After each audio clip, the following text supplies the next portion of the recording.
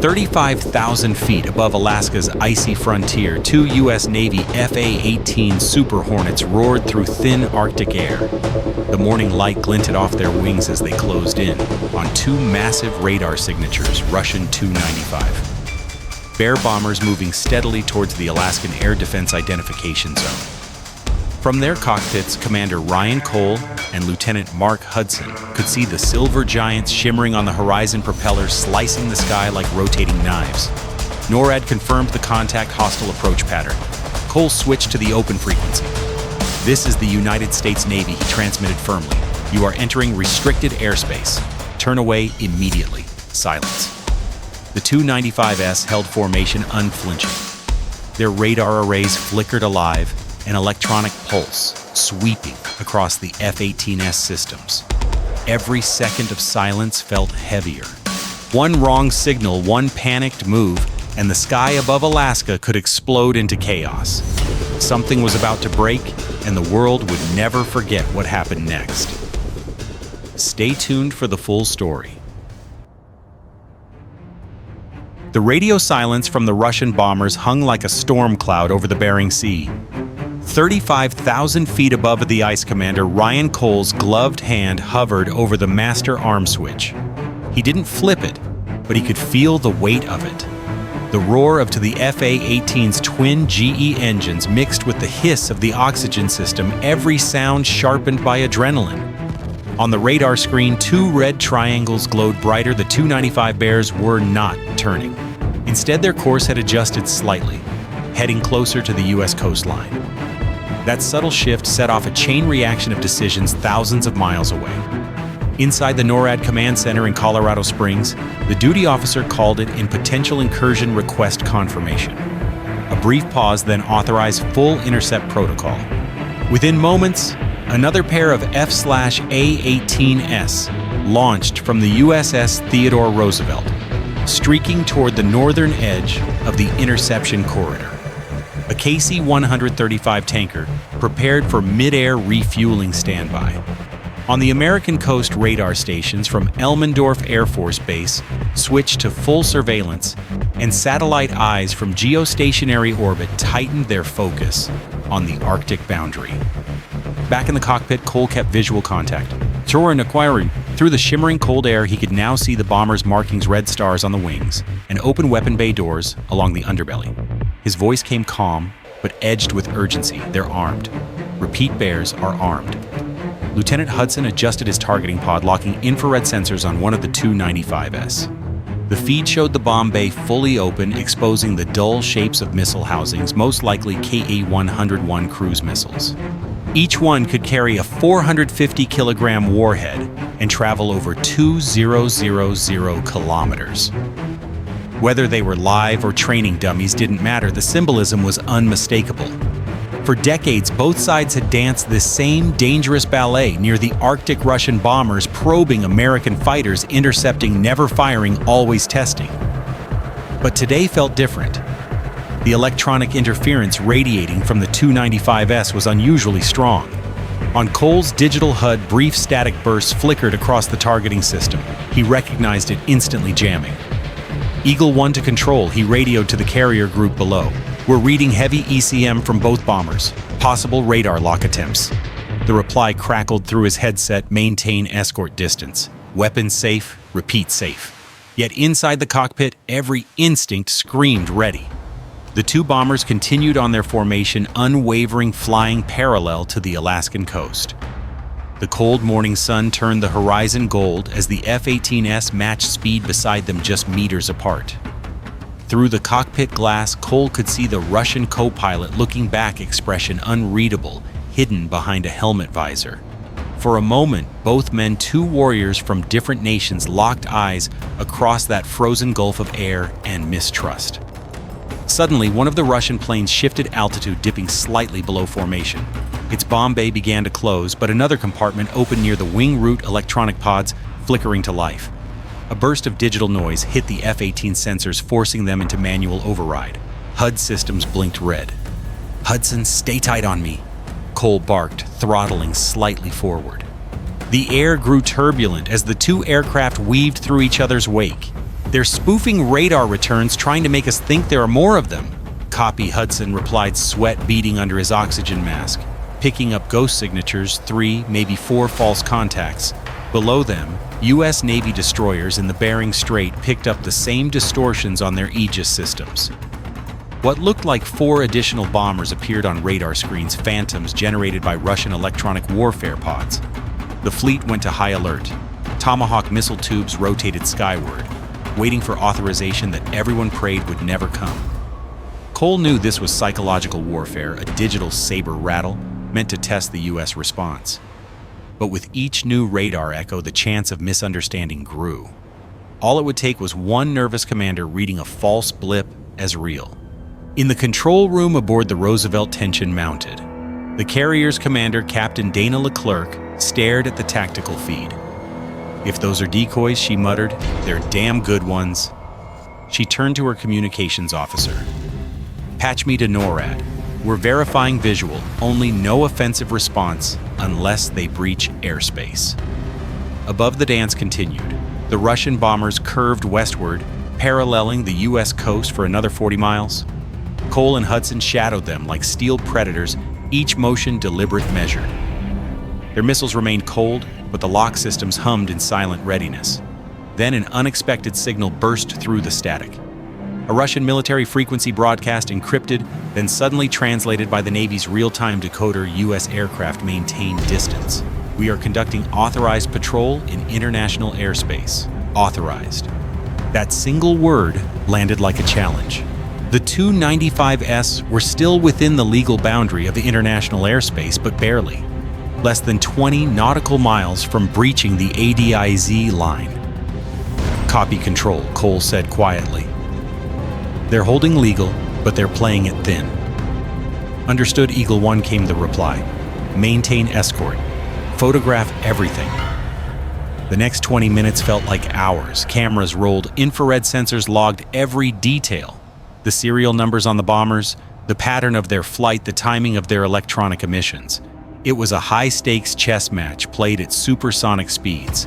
Then, without warning, one of the bombers banked sharply, its trajectory cutting toward the American fighters. Cole reacted instantly, rolling left and climbing, avoiding collision by meters. The G-forces slammed him against the seat. Hudson broke right, his targeting reticle flashing red. Missile lock, defensive mode. Hudson shouted, flipping switches. Negative, Cole ordered, "Do not engage. It's bait. Stay defensive." The Russian bomber leveled off again, then resumed its original course as if testing how close it could come before drawing fire. The provocation had worked. The U.S. jets now flew hot with targeting systems locked, though no weapons had been armed. On the American command net, the tension hit a breaking point. "All aircraft weapons tight. Repeat, weapons tight," the control officer repeated over and over. No trigger pull without confirmation. Far below in Washington, D.C., satellite feeds from the encounter played on the screens of the Pentagon Situation Room. Analysts watched in silence. One general muttered, "They're daring us to flinch." The Russian bombers had achieved exactly that, forcing the U.S. to react, to reveal radar frequencies, to show how quickly its air defense network mobilized. Every second was being recorded, analyzed, stored. But Cole didn't care about the politics. For him, it was about survival. At Mach 1.3, with less than 600 feet of separation between aircraft, the air itself felt like a blade. One slip, one turbulence pocket, and there'd be wreckage raining across the Pacific. As the sun began to dip toward the Arctic horizon, a sudden tone pierced the radio. "NORAD command. Eagle 1, you are clear to disengage. Russian aircraft are turning back towards international waters." Cole exhaled slowly. He could see it too, the 295s banking east away from the Alaskan coast, their silhouettes glowing orange against the dying light. The crisis had passed. But deep down, every pilot knew this wasn't the end. It was a message. And messages like this one always had a reply. As the 295 bombers disappeared into the dim Arctic horizon, the Alaskan sky fell eerily silent again. Commander Ryan Cole and Lieutenant Mark Hudson eased their throttles back, the roar of their F/A-18s softening to a steady hum. The tension that had gripped every nerve for the past hour began to fade, but not vanish. In military terms, the intercept had ended. Politically, it had just begun.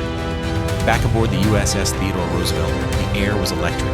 Dozens of analysts huddled around glowing monitors replaying the radar track's radio logs and infrared recordings. Every millisecond of data was dissected: who moved first, who locked radar first, who escalated. They were the U.S. Navy's legal team was already preparing a classified incident report for the Pentagon and the State Department. Cole's A-18 touched down on the carrier deck with a thundering impact. The arresting hook caught the cable, jerking the jet to a halt in less than 200 feet. As the canopy opened, a gust of freezing air hit his face. For the first time, he exhaled fully. Behind him, Hudson climbed down helmet, tucked under his arm, eyes still distant like he'd left part of himself in that frozen sky. Inside the debriefing room, the atmosphere was tense. Captain Dana Leclerc stood at the head of the table, flanked by intelligence officers. Satellite imagery flickered on the large display, a digital replay of the event. "We confirm the Russian aircraft maintained international airspace," she began, her tone clipped and professional. However, their electronic warfare pods engaged without provocation. That's an act of signal aggression. One officer interjected, "They wanted us to respond to trigger our active jammers, reveal our ECM signatures." Classic data mining operation. Leclerc nodded. "And we gave them nothing? Well done." But the celebration was thin. The Russian move wasn't about immediate confrontation, it was about pressure. A reminder that the Arctic frontier was no longer a quiet border, but a chessboard for strategic dominance. With melting ice routes and untapped oil reserves, the North Pacific had become the new geopolitical flashpoint. By nightfall, Washington's corridors buzzed with urgent briefings. The President's National Security Council convened in a secure room beneath the White House. The footage from the F-A-18's targeting pods played in silence grainy images of the 295S gliding like metallic ghosts. Then the electronic interference patterns appeared, sharp bursts of energy across the spectrum, confirming what the pilots had felt: targeted jamming attempts. A senior defense official leaned forward. They didn't cross the line, but they wanted to see how close they could get. "That's a signal, not an accident," another replied. "The Kremlin's testing us. They know Alaska's a nerve point for NORAD. Next time it might not be bombers, it could be hypersonics." The room fell quiet. Every eye turned toward the red circle on the map, the Arctic Defense Zone. Meanwhile, on Russian state media, the narrative was already spinning. Routine long-range patrol in international airspace, the anchors declared, showing triumphant footage of 295 SS escorted by U.S. fighters, proof they claimed that Russia's Air Force could fly anywhere without fear. Behind the scenes, Moscow's defense ministry released data suggesting American aggression, accusing the F/A-18S of provocative maneuvers. The battle had shifted from sky to screen. Inside the Roosevelt's ready room, Cole watched the same broadcast via encrypted satellite feed. He didn't speak for a while. Then quietly he said, "They're rewriting it already." Hudson replied, "They always do." He leaned back, eyes fixed on the screen. "But we both know how close it got." Cole nodded. A few more seconds and we'd be on every headline for a different reason. The pilots weren't exaggerating. The black box recordings, later reviewed by Navy intelligence, revealed that the 295's targeting radar had locked briefly on Hudson's F-A-18 before disengaging, a deliberate flicker like a knife being shown, not used. It was a move meant to send a message: we can reach you if we choose. By morning, Washington and Moscow exchanged official communications. The U.S. protest was sharp, but restrained. It's a reminder that unprofessional military behavior risked unintended consequences. The Kremlin's reply was colder: "Our patrols will continue as planned." The Pentagon responded quietly, not through words, but through motion. Within 48 hours, the Roosevelt Strike Group shifted deeper into the Bering Sea. Additional AWACS aircraft were deployed from Elmendorf, and a squadron of stealth F-35Cs joined the Northern Watch rotations. The United States had spoken in the only language great powers understood presence. In Alaska, the locals didn't see the classified briefings or the satellite feeds, but they noticed the sky. More contrails, more distant thunder, more jets cutting across the horizon at dawn. On the other side of the world in Engels Air Base, Russia's Long-Range Aviation Command analyzed its own data. The pilots who flew the Tu-95S were debriefed for 12 hours straight. Their commander reported to Moscow American response time 4 minutes 37 seconds. Formation intercept distance 12 nautical miles. Electronic countermeasures limited. The Kremlin smiled at the report. They'd gathered what they needed. And yet both sides knew the truth beneath the strategy and propaganda that for 40 minutes in the skies above Alaska, the world had teetered on a knife's edge. One electrical glitch, one misinterpreted radar pulse, one human error, and the Arctic could have been the spark that lit a global inferno. As the Roosevelt's flight deck crews prepared for another cold dawn, Cole stood by the jet he had flown hours earlier. The steel skin of the A-18 gleamed under the floodlights, frost shimmering along its wings. He reached out and touched the metal as if grounding himself in reality. Somewhere out there, the Russian bombers were flying home across Siberia. The men inside them probably felt the same relief mixed with dread. Soldiers caught in a game too large to control. Above them all, satellites watched, recording everything, waiting for the next move. Because in this new world, the battles didn't end, they paused. And Alaska's sky, calm again for now, had become the front line of a quiet, invisible war. Dawn broke cold and violet over the Bering Sea. The flight deck of the USS Theodore Roosevelt steamed under the bitter wind as maintenance crews worked in silence. Jets stood lined like steel sentinels' wings glinting with frost. Commander Ryan Cole watched from the bridge, coffee cooling in his hand. Around him, the ocean stretched endless and indifferent, a mirror to the tension that still lingered from the day before. The intercept was technically over. Officially, it would be categorized as routine deterrence operations, but every man and woman on the carrier knew that wasn't true. They'd stared at the edge of escalation, seen the spark that could ignite something uncontrollable. In Washington, the incident was already buried under layers of diplomatic language. A press release from the Pentagon described the event as a standard intercept conducted professionally and safely. But behind closed doors, new directives were issued. Arctic patrols would increase. Surveillance satellites would be repositioned for round-the-clock monitoring. And deep inside the NORAD command complex, analysts began building a new simulation cold vortex response. Its purpose was clear: to predict what would happen if the next encounter didn't end peacefully. Meanwhile, Russian state television replayed the footage of their bombers flying confidently near U.S. territory. The message to their audience was unmistakable. Russia still commands the skies. Behind that display of pride, the Kremlin quietly ordered more long-range patrols, this time paired with MiG-31 escorts. The game had escalated. Neither side would admit it publicly, but both were preparing for the next round. Back on the Roosevelt, the pilots gathered in the ready room for a final debrief. Captain Leclerc stood before them, her voice steady. "Yesterday was a warning," she said. "Not just from them, but for us. Every second in that sky mattered. You all kept your cool, and that might have prevented a war." Cole sat quietly, eyes fixed on the table. Hudson beside him broke the silence. "Ma'am, with respect, what happens next time?" When they push harder, Leclerc didn't answer immediately. She looked toward the digital map of the Arctic displayed behind her, its swirling lines of patrol routes and radar zones. "Then we stay ready," she said at last, "because that's what keeps the peace, being ready to fight, even if we hope we never do." Outside, the sea stretched calm and silver. The carrier's engines rumbled low, a steady heartbeat beneath the waves. Above, contrails etched white scars across the sky as another patrol launched F/A-18S, banking toward the north, disappearing into the blue.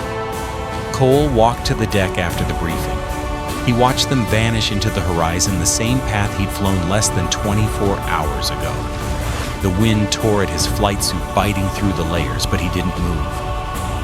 He thought of the Russian pilot, the faceless man behind that mirrored visor, and wondered if he too had felt the same pull between duty and dread.